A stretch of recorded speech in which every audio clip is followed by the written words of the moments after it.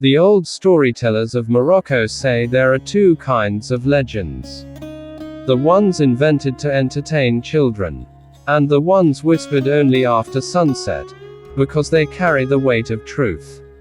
This is one of those stories. They say that long before the streets of Marrakesh were filled with travelers and merchants from every corner of the world. Before musicians filled the squares with laughter. Before the city became known as the Red City. A great darkness fell upon the kingdom. Foreign soldiers marched through its gates. Families hid inside their homes.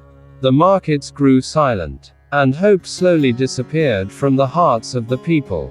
Then, one morning, the Sultan vanished. No farewell, no royal procession, no final speech. He was simply gone. Some believed he had fled the kingdom.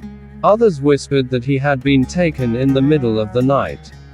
But the oldest guardians of the city smiled whenever they heard such stories. Because they believed something entirely different. They believed the Sultan had disappeared for one reason: to protect a treasure no conqueror would ever understand. Not gold, not diamonds, not crowns or silver. He hid sacks of rare seeds, medicines collected from distant lands, books filled with knowledge, and the tools needed to rebuild an entire civilization after the storm had passed. Before disappearing, he locked them away behind 12 ancient keys. Each key was hidden in a different corner of Marrakesh. Each key could only be claimed by someone willing to sacrifice comfort for others.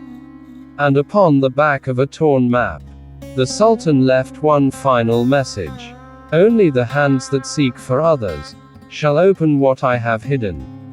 For many years, people searched, kings searched, generals searched, treasure hunters searched. Every one of them failed. Not because they lacked strength, but because they sought wealth instead of hope. Then, many years later, the map found its way into the hands of a girl nobody expected.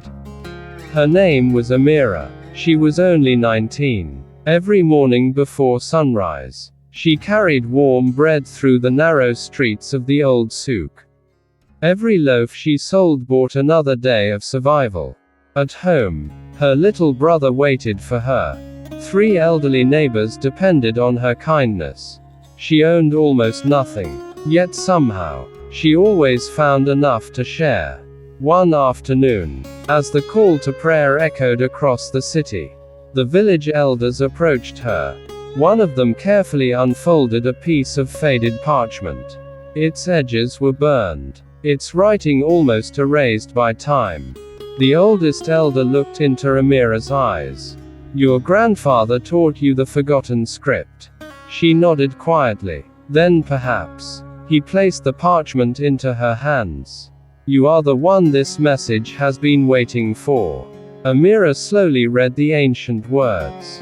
As she finished, silence filled the gathering. Another elder stepped forward.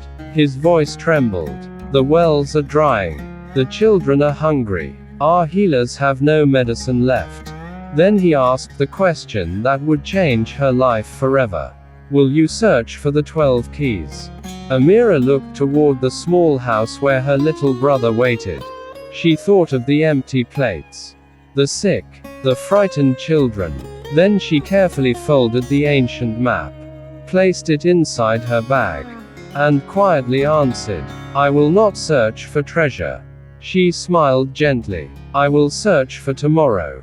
And so, the journey began. Not with an army, not with a queen, not with a famous explorer, but with one ordinary girl, who carried nothing more than hope, and a promise made to people who had almost forgotten how to dream.